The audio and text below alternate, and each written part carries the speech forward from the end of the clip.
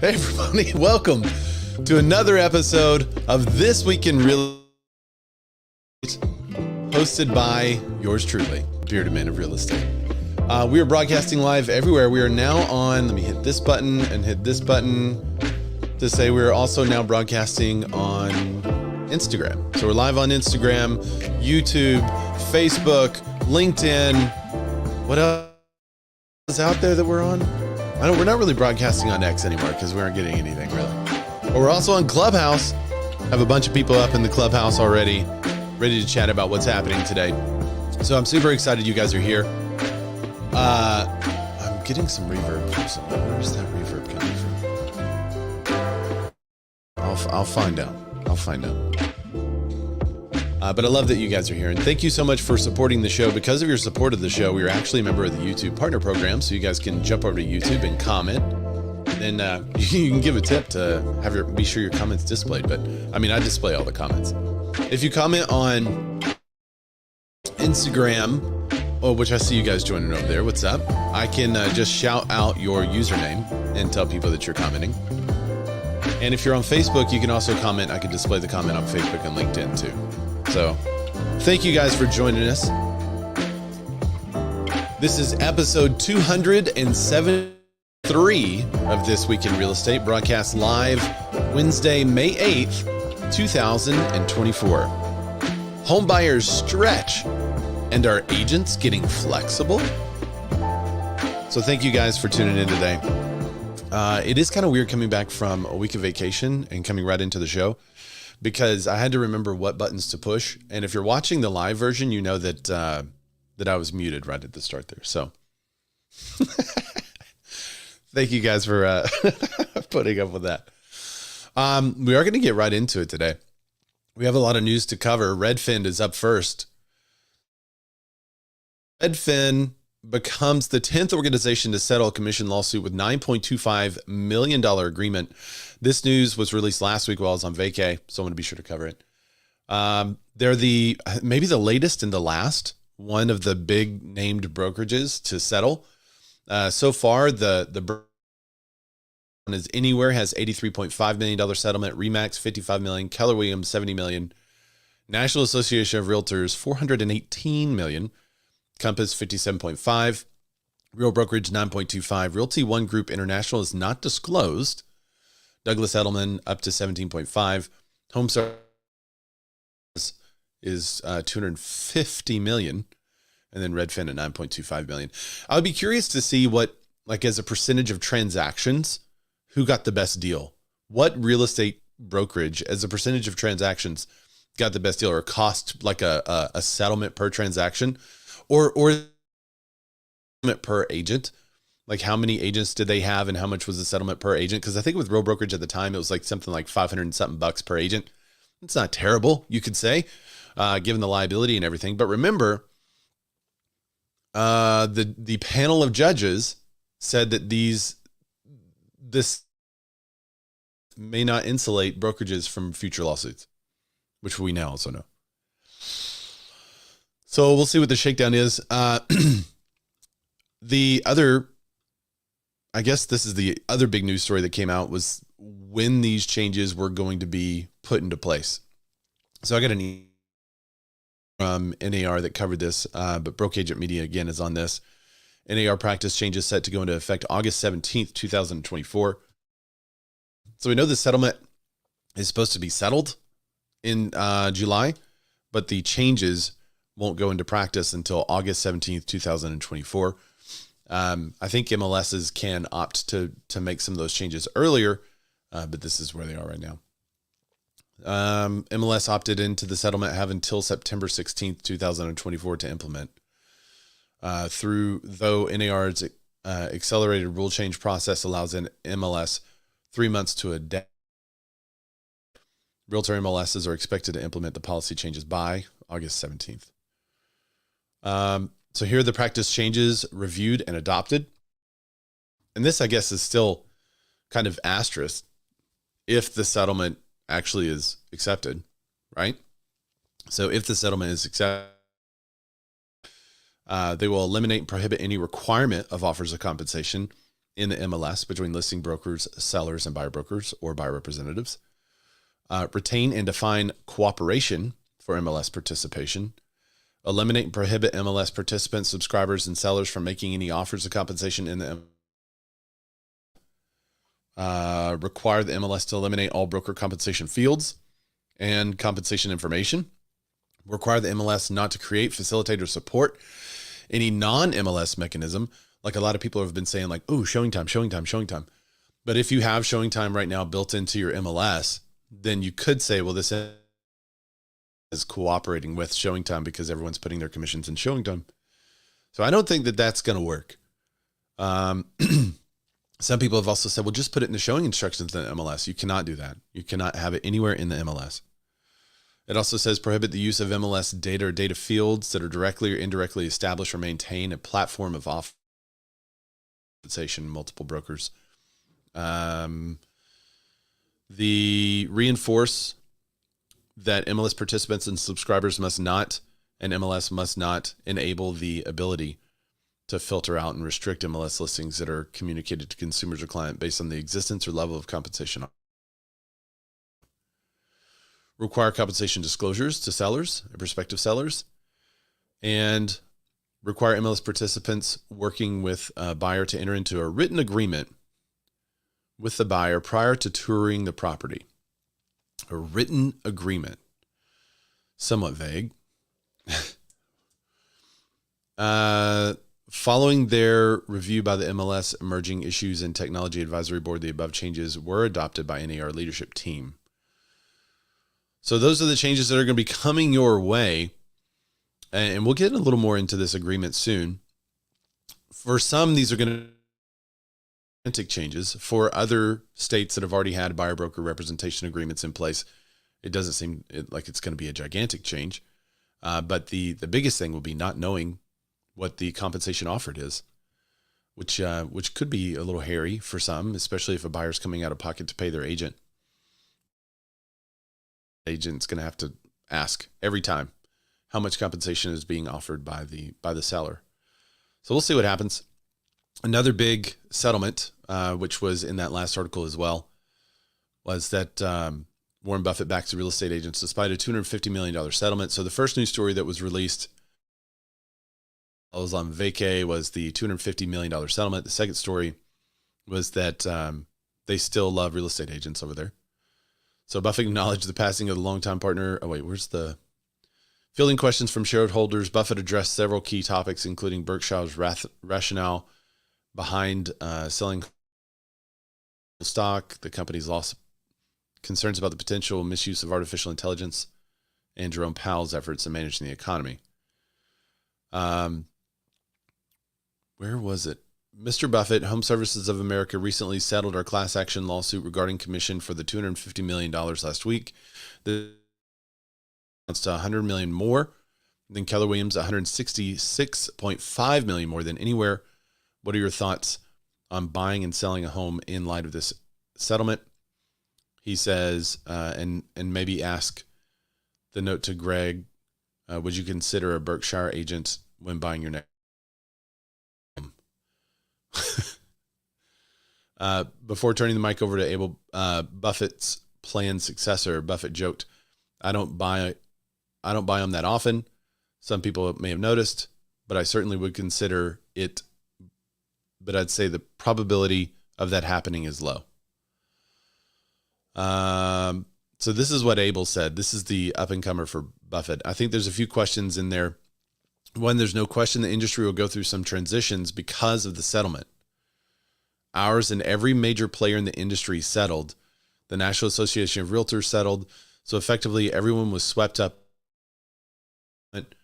And it did set the grounds for both home services and for the industry to move forward. There's a lot of changes happening or being proposed associated with the settlement, but the one thing that I hopefully would absolutely agree with, the real estate agent is still an important part of these transactions. It's the one time in our lives where we make these massive investments. Having that counseling guidance is critical. And that's what really our business and those other businesses rely on. That's weird, James. How the commission structure changed and is negotiated is really what the settlement was about. It's no longer that a buyer would automatically pay commission agent to the selling agent. Now it is to be negotiated. It's everything that we've said before. It's just kind of recounting it for the journalist. And the one thing I would share with shareholders, broader basis, that the obligation resides with home services can be met by home services. That's an important condition because they were also pursuing Berkshire and Berkshire Hathaway Energy. And we said you could pursue it separately, but that settlement will reside with home services. It will be the obligation of that. And they decided the ultimate settlement will move forward from there. So basically they're saying that the settlement for home services will be relegated just to the home services part of the company. All right. So that's basically it. Warren throws his weight behind real estate agents, says they're still an important part of the transaction. Meanwhile, they settled for way more than anyone else. I guess that's because they held out so long. If you recall, the buyers actually went after them and said, well, they should pay all of it. And that didn't happen. Good for them that didn't happen. What's up, Shawnee? I see there in Scap and Cindy. All right. So the next part, I want to talk about two more articles and then I want to get your opinion.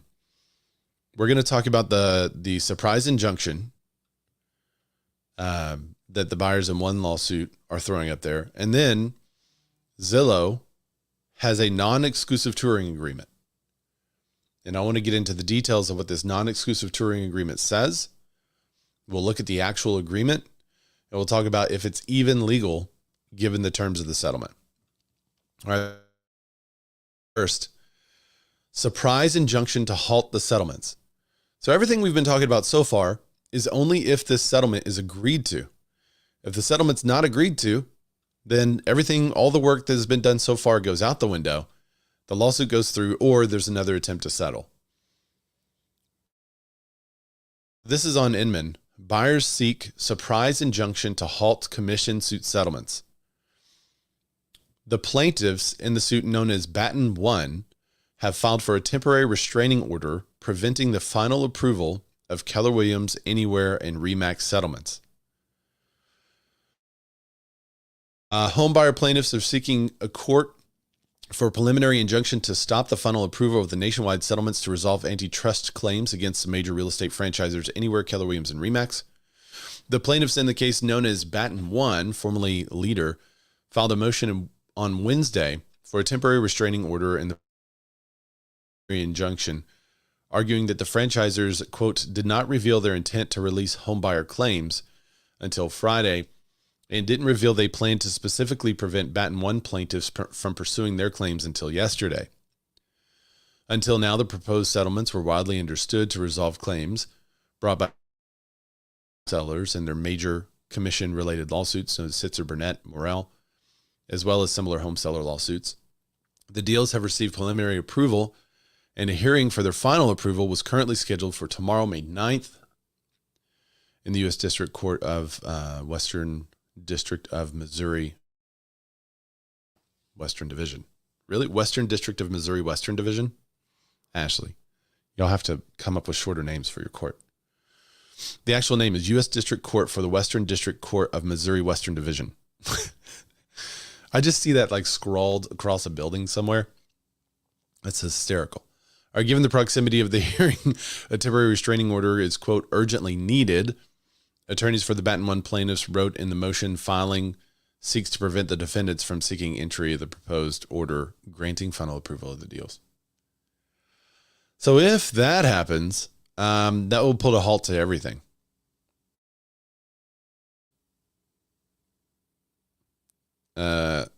According to the Batten 1 plaintiff's motion, the defendant's plans came as a surprise because the language in the settlement agrees it doesn't identify homebuyer claims as being released. Let me see if I can find their response.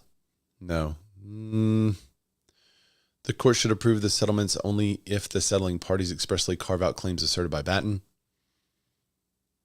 Keller Williams declined to comment. NER's Difference. Well, yeah, it looks like everybody so far has declined to comment on this. And this just came out. Was this released today? Yeah. Breaking news. I should have done the breaking news sounder. So that's as of this morning. So temporary restraining order from the Batten 1 buyers to stop everything or to carve out the Batten 1 buyers from the settlement. So they don't want to be included in the settlement. They want to go their own. Okay. So that puts a little wrinkle in everyone's plans. If it is halted, or if the restraining order goes through and it's all halted and Battens are not carved out, then I guess maybe they would have to resettle or something. I don't know legally. I don't know how that works. But from the sound of it, it would just put a hitch in the giddy up, if you will. Meanwhile, it looks like the industry is trying to move forward with some kind of settlement and is doing all kinds of things, including creating documents for buyer agents to use, even if you're not a part of that brokerage. It looks like it froze a little on Instagram. Okay, it's back. So Zillow introduces a non-exclusive touring agreement in response to the NAR settlement. Are you going to use it? I want to know. Drop in the comments. Are you going to use the Zillow touring agreement? This was on, what day was this? April 30th. Now that NAR's proposed settlement and lawsuit is a preliminary approval, the industry is receiving numerous updates about the future of real estate practices. One change to take place in July is that homebuyers will require to have written agreements with real estate agents before touring properties. Although it was not required to offer consumer-facing agreements, it recognizes this step can foster transparency and open communication. So Zillow's tour agreement is only valid for 7 days, and it only covers property tours. Only. With this agreement, neither exclusivity nor compensation is required. Zillow suggests negotiating these aspects after the initial meetings, when both the homeowner and the real estate agent are comfortable moving forward. It says, quote, at the time when the additional agreement is signed, the buyer agent should be aligned on all terms and expectations, including compensation, with no surprises. So it was a lot of agents understanding that we had to have some kind of agreement in place in order to help buyers that included telling them how much you charge so that they know upfront. Well, the Zillow agreement does not do that. And let me bring actual agreement so that we can read through it together. Have y'all looked at it yet? I want to know. What's up, Jack? All right, so the actual agreement. How do I share this? It's a PDF.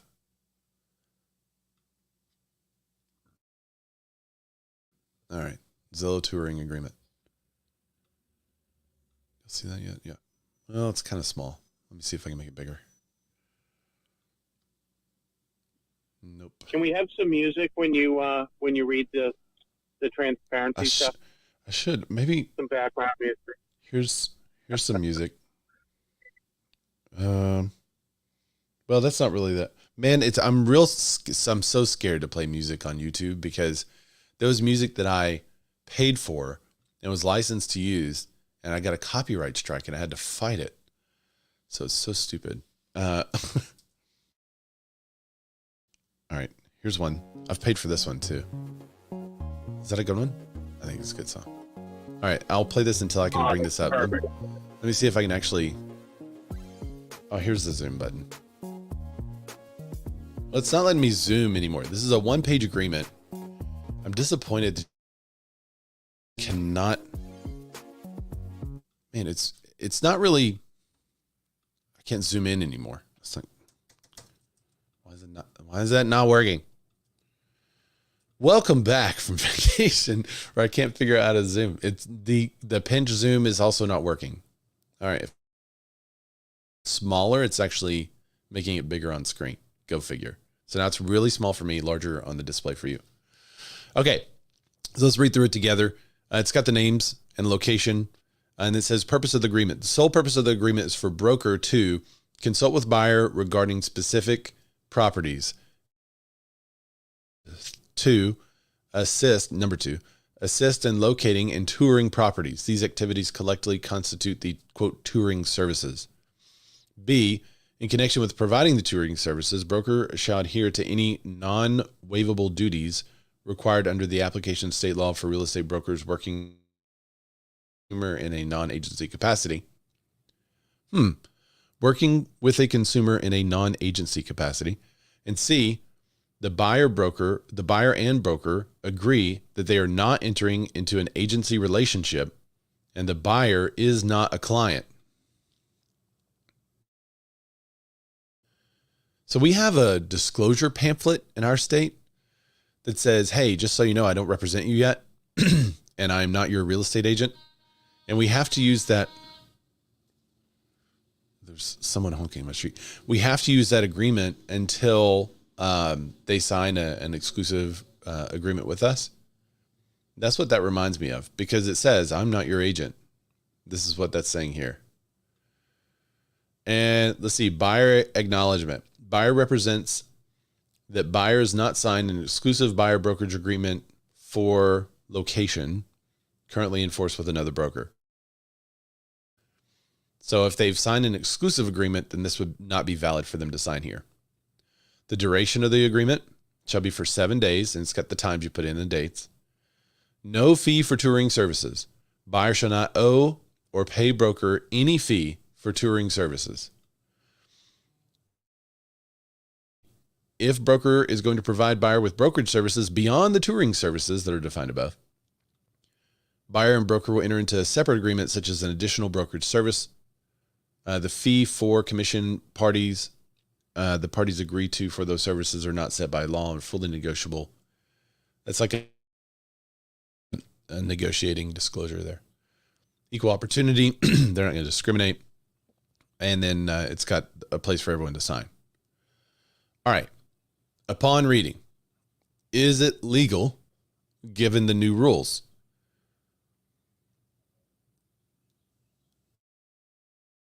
Beal, who probably can't be with us today because he's in the ABR course, in the contributor chat, that was one of his big questions too. Let me get to the contributor chat.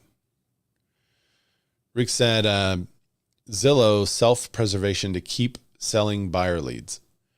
Not helpful for agents at all. Makes us door openers. Not legal as it doesn't spell out the buyer's responsibility for compensation. Am I smarter than Zillow's attorneys or am I missing something? It's good summary, Rick. He said, I thought the whole settlement was because we're not disclosing buyer compensation to buyers. And now we have to before showing a home. And he is in the ABR class right now. I told him, I said, well, raise your hand and say you're just going to use the Zillow agreement and see what happens in your ABR class. And he said they had already talked about it, but nobody in the area is going to use it. He says it's, quote, bottom of birdcage material. So the touring agreement for him is of no use, and for everyone that's currently in the ABR class. So interestingly, I think it is, in my opinion, it's legal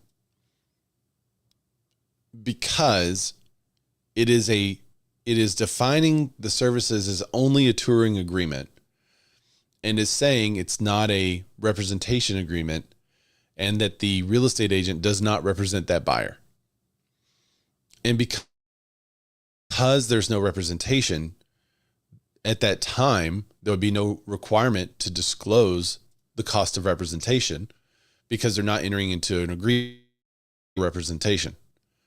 This is merely an agreement allowing the agent to show that person properties. Now, is this agreement useful? I mean, we don't do this. And if you want to do that as part of your model, you're welcome to. If somebody calls us on a home we have listed, we go show that we have listed because we represent the seller and it's in the best interest of the seller to get as many people in there as possible. And we disclose to the buyer that we represent the seller. If we get a call on a random home, we generally don't run and go show that property without having met the buyer first and having at least a mini consultation, setting the expectation telling them who we represent, who we don't represent. And we already have a document in Arkansas that I think it's a national agency. Isn't that national? An agency disclosure pamphlet? Initial agency disclosure pamphlet. Oregon. This is different from mine. All right, I want to show you the thing we have. I'm finding I did not prepare to show the pamphlet today. It is a pamphlet. All right, here it is. No worries. Yeah. You guys can't see it anyway on there. All right, the frequently asked questions. This is a trifold. This is so funny. This is exactly how Arkansas does things. They have a really great document that spells out everything. And they created a trifold pamphlet that you're supposed to have. And no one uses it as a trifold. Everyone just prints it out as a regular sheet of paper. And when you do that front and back, it's just messed up completely, how the fold and everything. Anyway, so this over here on the right side is supposed to be the front. Who do real estate agents represent? Agency representation disclosure form. It basically just takes the person through, like, here's who agents represent, and what does it mean to represent a buyer, and what does it mean to represent both buyer and seller? What does it mean to represent the seller? And then it's got a place for the real estate agent to sign, the real estate firm, and then it has a real estate transaction address. Well, this is always kind of weird because oftentimes we don't know what the transaction address is yet. And sometimes they don't even have a specific property they want to go see, but I'm supposed to use this at like the first contact. So that's kind of confusing. And then it has some sections for them to mark. The real estate agent named above does not represent me, or represents the seller, or represents buyer and seller, or represents all parties. So if I represent the seller, I'm supposed to take this with me to the showing. In that case, I would put in the address. However, if I'm meeting a rando buyer, there's no address here. And I don't represent I don't know who I represent. Are you going to see one of my properties or not? So I've always had some issues with this because it's a little unclear what is supposed to be checked and when. And it is required now that we have this as part of our transaction. So usually we get another one signed that is specific to the transaction. So now they're doing it twice. It's just ridiculous. But this reminds me a lot of this touring agreement that Zillow. It's got some of the same disclosures. The only difference is this allows the definition of a basically free service. So they're saying that this real estate agent is going to help someone go look at properties over a 7-day period and not represent that someone, and that there's no cost for that. Interesting. All right. So I'd love your opinions on it, Clubhouse. What do you think of the Zillow touring agreement? Are you going to use it?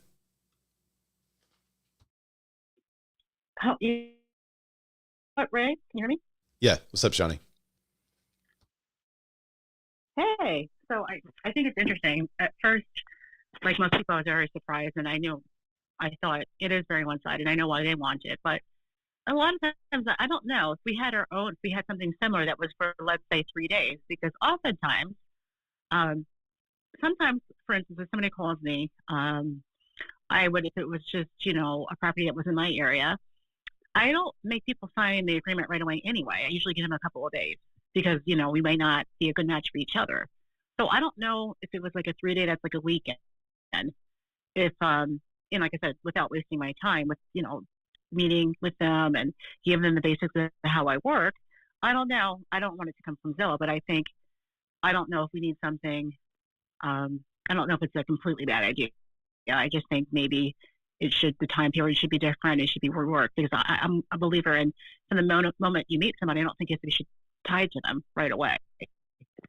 I think a weekend's enough to know if you think it's going to work. And that would be my choice, right? To have to go out for 2 or 3 days only, maximum. Yeah, I would say if you're in the position in which you want to show properties to someone that you don't currently represent, you have to have something signed based on this rule. And it may be better than nothing. Right, with the new rule. Right. I was thinking about in the past. This is actually In the past we would do it in a different way, sometimes without an agreement to give people a chance to sign the agreement. But now that can be required, I don't know. I just don't think 7 days that's not right. I don't think because they can go from one agreement to the next. Jennifer says on Instagram, Jennifer Mabry Realtor says clear as mud. So if it's not clear, that's an even bigger problem. If it's not clear to a consumer or real estate agent, I mean, it's got to be clear. You have to have something that defines. I think what's going to happen is in response, the states are going to come out with a state form. Your realtor association for the state is going to develop a form for some kind of limited agreement. And it wouldn't surprise me if they base it off of something that the Zillow attorneys have come up with, or if they were already working on it. That wouldn't shock me. A couple of comments on YouTube. Olivier says, wondering about the procuring cause like we have here, opening a can of worms.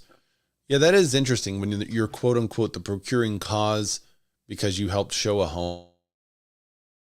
But this would essentially say, no, you're not the procuring cause because there's no obligation as agency and it was free. So that is interesting. There's also no implied agency because it explicitly prohibits agency. What were you going to say, Shani? That part needs to be fixed. If I was to go with one that was for 3 days or something like that, it would have to say something. But if you choose to purchase one of the houses that we saw, that would change the obligation. That would be something that would have to be changed if I was to agree with it for me. I see a lot of investors printing off this Zillow form and signing it and getting real estate agents to sign it and then just using agents as door openers and making whatever offers they want to, and the agent's not having a leg to stand on because it says if you want to take the next step, you have to enter into another transaction. And that buyer can easily say, I didn't want to take the next step with them. I just wanted to buy straight to the seller. Interesting. Matt, what's that, Matt? Home on the Front Range, living in Colorado is the name of your channel. That's a good channel. Sounds to me like it makes us door openers, which I wouldn't signing up for. We have disclosure forms in Colorado already. Are the disclosure forms going to be necessary? It's not an agreement. They say you have to have an agreement signed with a buyer. Is a disclosure form an agreement? I guess it is an agreement that you don't currently represent them. So I guess a disclosure form could work as an agreement. I don't know. And Ray, if I had a buyer broker agreement, wouldn't that supersede this showing agreement? Yes. So I could just use them to show houses to my clients. Awesome. Yeah. If you had a buyer broker agreement, if you have an agreement, it says at the top that they can't enter into any of these agreements. So if you have an exclusive agreement with your client, it makes this basically not valid. Olivier says, here up north, they added types of non-exclusive contract to give consumers choices. I don't think one has to be signed in the past year. I don't think one has been signed in the past year. We have non-exclusive agreements here. A lot of people used to use the non-exclusive, but I think more and more people are going to the exclusive now because they feel like, well, I need to spell this out for the buyer, make sure they have a full understanding of what they're getting into. The non-exclusive here says, we're going to take whatever the seller gives us. So that's kind of weird. All right. Any other comments about the Zillow agreement from Clubhouse? I've got one, Ray. So if my state requires me as an agent to sign buyer representation prior to working with someone, and Zillow says I don't have to sign it, then the state supersedes. We've already had one state negate this and said this is not fundamentally legal.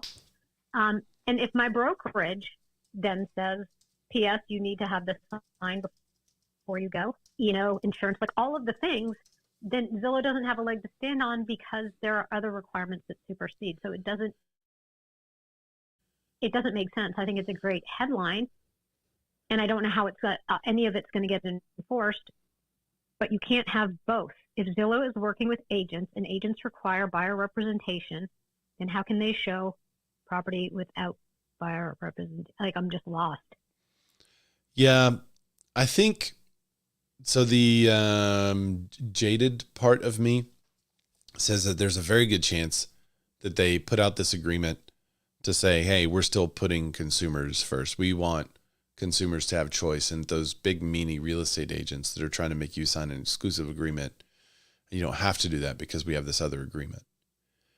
It brings up, it creates right, but the tension. whole idea is Go ahead. I was going to say, if this has been struck to help buyers, then you're going to what they're basically saying is there's this thing to help you, but we're saying we don't have to help you. Like it doesn't make sense. Well, but as a showing agent, you represent the seller, and how does your insurance cover it? But like, that's not. What none of that is happens when Zillow's somebody concern. breaks their neck up north in the snow? None of that is Zillow's concern because that is not Zillow's model. The biggest concern Zillow has in the situation is that people will stop calling real estate agents and seeing a house. That they'll say, well, every real estate agent I call wants me to sign an agreement.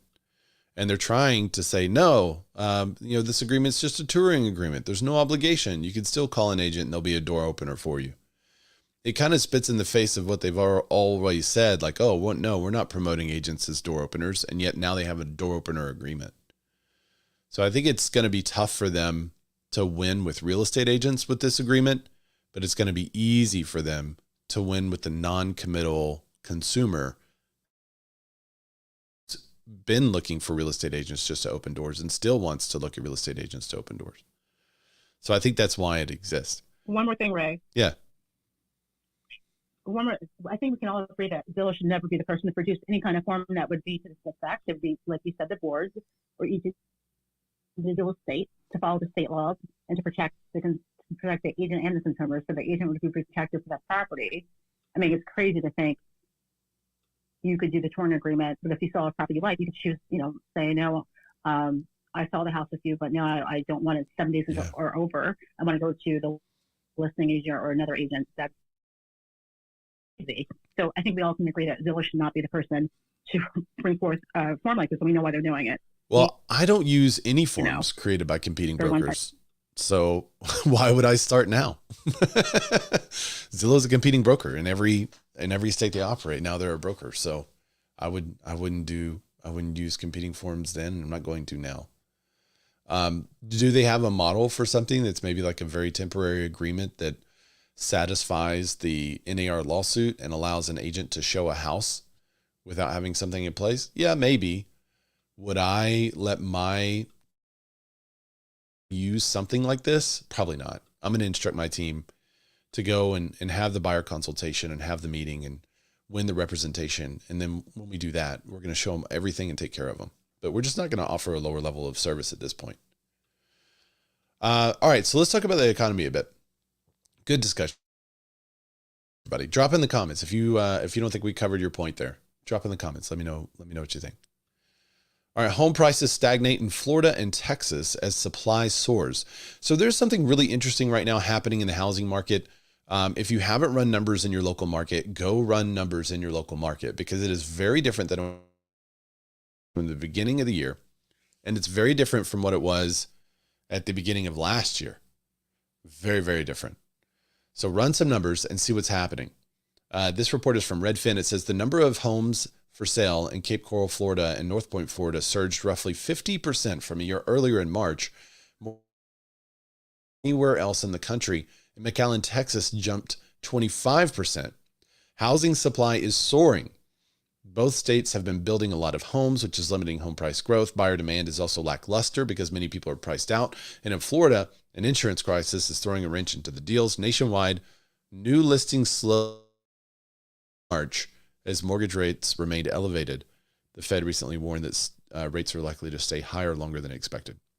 So the supply of the 10 metro areas that posted the largest year-over-year increase in supply, 6 were in Florida and 2 were in Texas. Price drops of the 10 metros where sellers were likely to cut their list prices, 5 were in Florida and 2 were in Texas. In Northport, that's the prices where the median sale price fell from a year earlier. 3 metros one of which was in Florida and 2 of which were in Texas. The speed of sales. The 10 metros that saw the biggest upticks in median days on market, 2 were in Florida, 2 were in Texas. So this is interesting to see where you have Florida and Texas that are having basically a slowdown in the number of buyers, or just a gigantic increase in supply, or both. And it's causing this change in the market. Meanwhile, there's another report, which I'll jump right into, said for the first time in nearly 2 years, there's no major American metro where home prices are falling. So the median home sale price rose from a year earlier and stayed the same in all 50 of the most populous U.S. metros, driving 4 weeks ending April 28th, my birthday. The first time that's happened since July 2022. Nationwide, the median price rose to near record $338,000. That's up 4.8% year over year. Home price increase driven by affluent metros. Low inventory is driving up prices. Home buying demand is softening rates. Home buying demand is softening as rates rise. Some Redfin agents are reporting that the recent uptick in mortgage rates are scaring buyers away.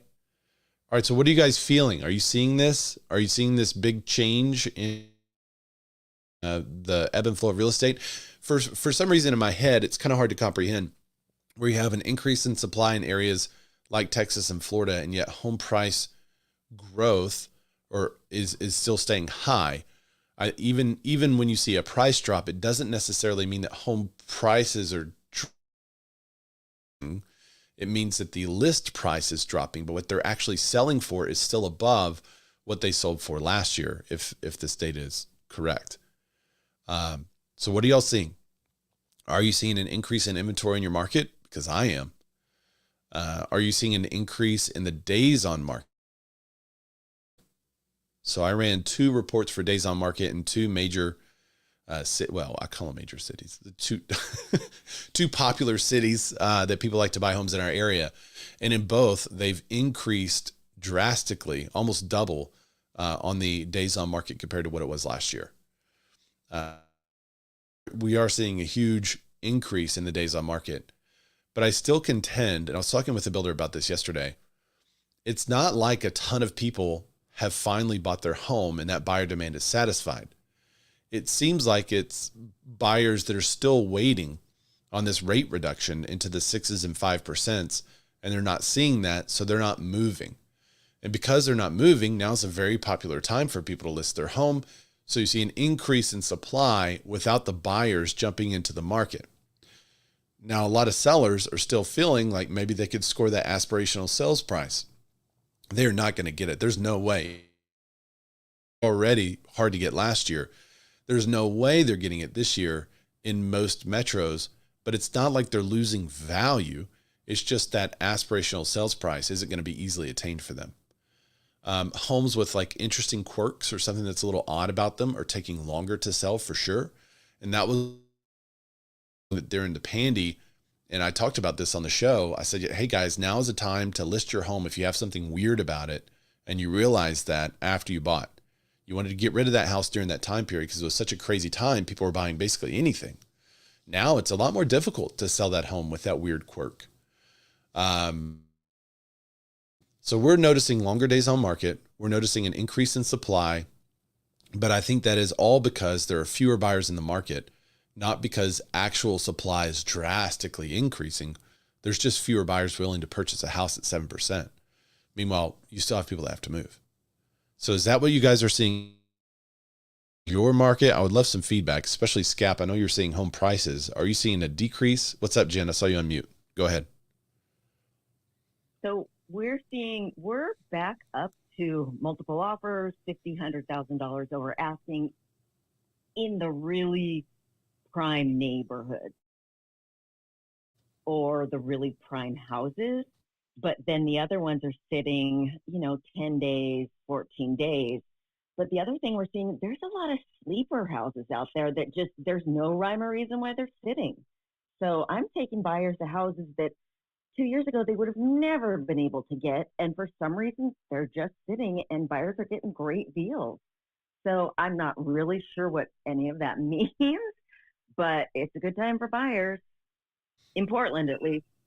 Yeah, that's interesting. When you say they're getting great deals, would you say they're buying them for under what they would have sold for a year or two ago, or are they still paying more than what those homes were purchased for? It's just not as crazy high as they would have had to offer previously. Well, so my neighborhood that I specialize, I live and work in the same neighborhood for 20 years. It's called the Alberta Arts District. So you know what that means. Mm-hmm. Years ago, I was selling houses and they were going 50, 100,000, 65,000 over asking. And then I just closed on one yesterday that was pretty much the exact same house that I was selling 2 years ago that we were getting, 10, 20 offers on. And it had been on the market for like a month, and my buyer picked it up for even less than I would have started listing a few years ago. Interesting. Yeah, it's, I'm not sure what it is. We have a lot of California buyers.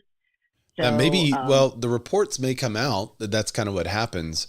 Right now it's saying in major metros, home prices are still staying elevated. But it wouldn't surprise me if that was a beginning of the year story. And right now, what we're talking about is actually going to impact the story you hear 2 to 3 months from now, when those homes have closed, when the deals are done, where you're seeing like, yeah, you could have gotten a better deal a couple of months ago. And that's where we're living right now. So I think sort of what the thing is, all these people that are holding these, 3% interest rates, they also get $100,000 over. So it all kind of comes out in the wash, in my opinion. Yeah, good point. Well, anyone else want to chime in on what's going on specifically with your market? What are you seeing? Does it echo what Jen talked about? What's up, Jack? Hey, Ray. So we're still seeing multiple interest in price ranges.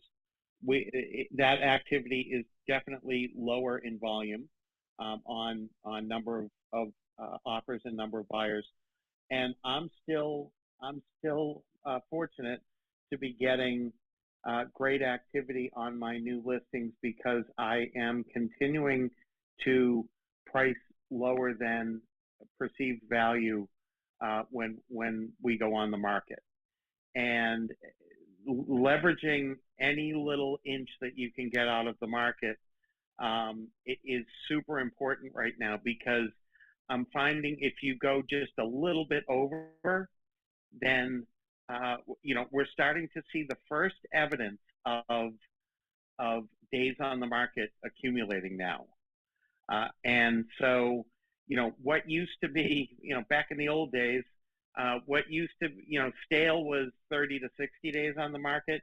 Now it's 14 to 21 days on the market, and what now that we're gonna be pitching ourselves to buyers a lot more. I've been recommending to buyer agents, now's the time where you need to look at your business development, and you need to have your game on. And what parts of that is a part of that is to know your stuff.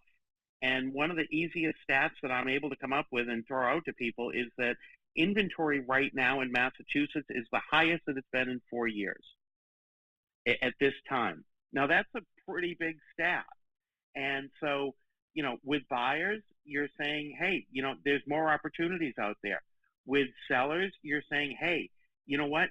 There's not as much competition and demand out there for your property, and that's why it's more important to be smart in pricing. But we're entering a whole new realm of, it used to be with buyers, you did a lot of paperwork and a lot of activity and a lot of marketing and stuff like that on your listing, but a lot of people did a sort of set it and forget it with buyers. And if something came up and you called them or they called you, and then every so often you got the disappointment call from a family or friend or a client that said, hey, I went into an open house and bought from somebody else. It's a different game right now. So I know that was a lot of stuff in my little rant, but there's a lot of change. We're not in the, at least in my world, we're not in the super transactional overload world. It's timely that we're back in the relationship world in our business, and it gives, again, I've said this several times, the good agents are gonna have an opportunity to really shine.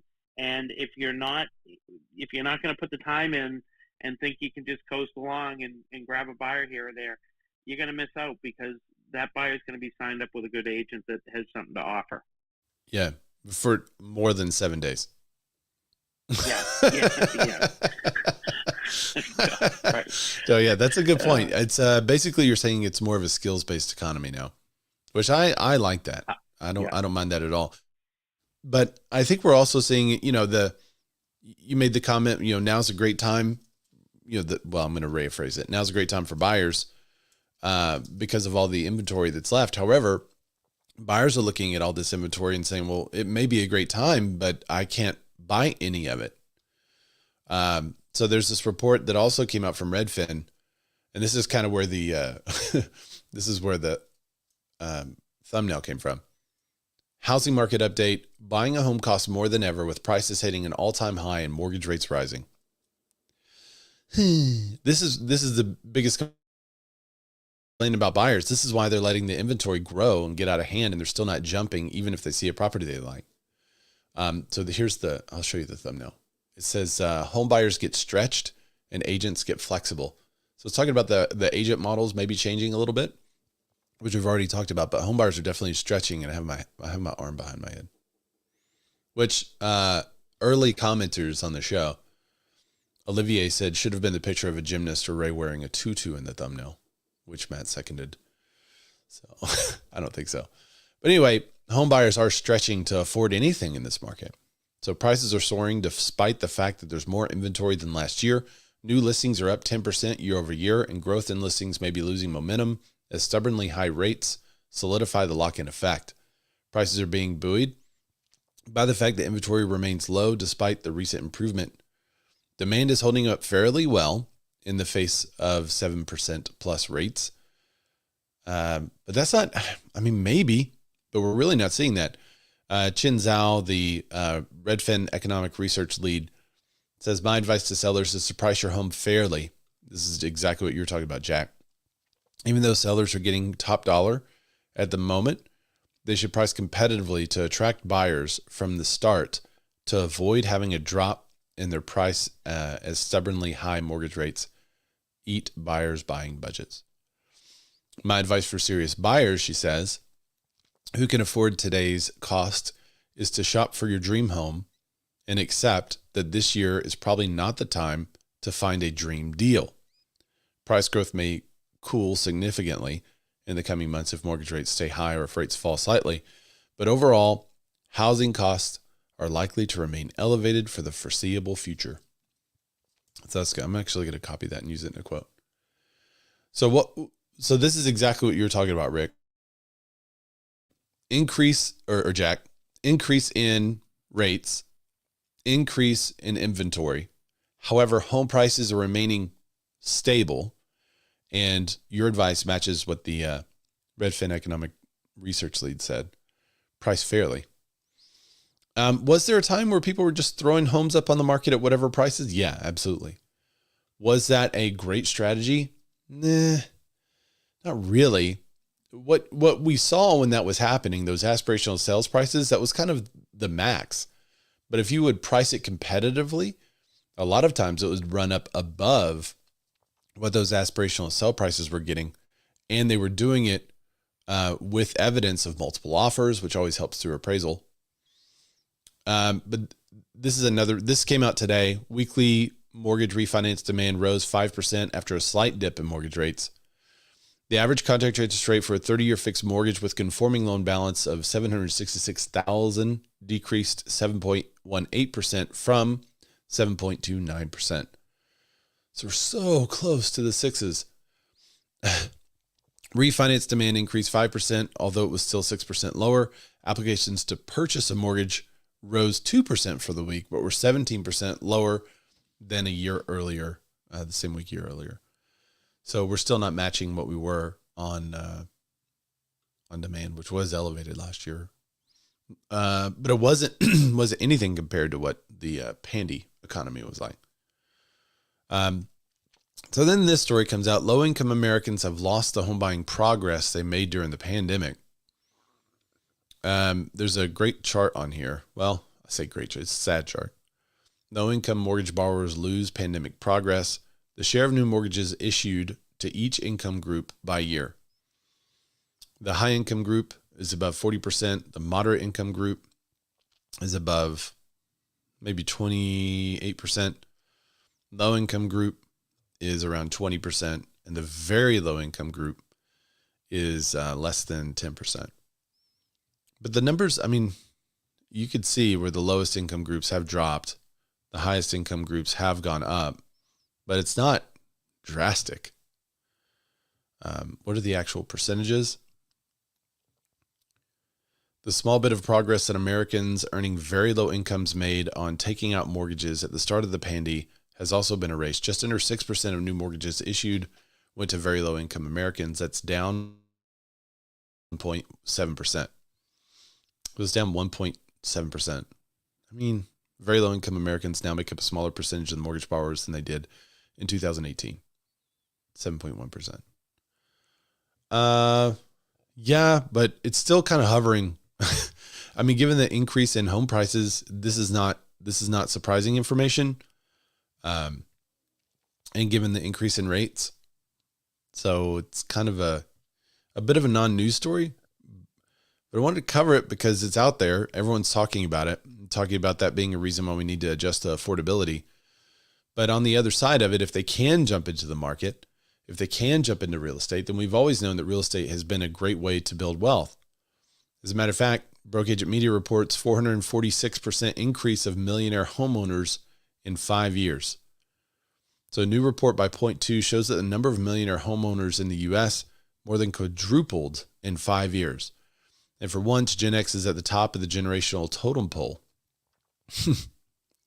According to IPUMS data, households earning $1 million or more are the fastest growing income groups among homeowners, from 217,000 to 200, or from 2017 to 2022. The number of those households more than quadrupled, adding more than 100,000 during the 5-year span to reach 136,697. Here's how the millionaire homeowners break down by generation. 37.4 are Gen X, 28.9 are baby boomers, 19.7 are millennials, 10.2 are Gen Z, and 3.7 are silent generation. It says, note, the data suggests Gen Z millionaire owners account for 10.2% of all high-earning homeowners in the country. But that share is more likely made up of Gen Zers aged 15 to 24 who are currently living with their millionaire homeowner parents.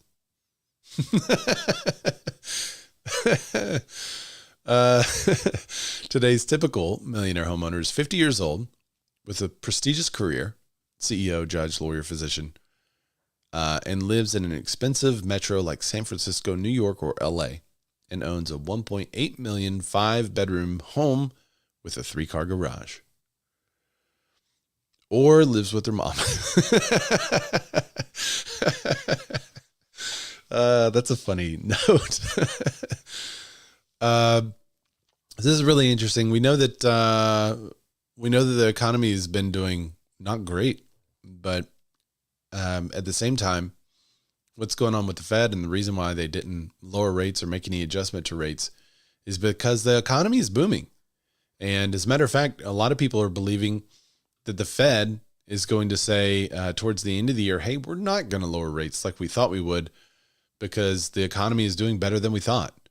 And as long as there are more orders than there is supply, then you have inflation. And the Fed's job is to decrease inflation while maintaining home ownership, or not home ownership, while maintaining full employment as much as possible.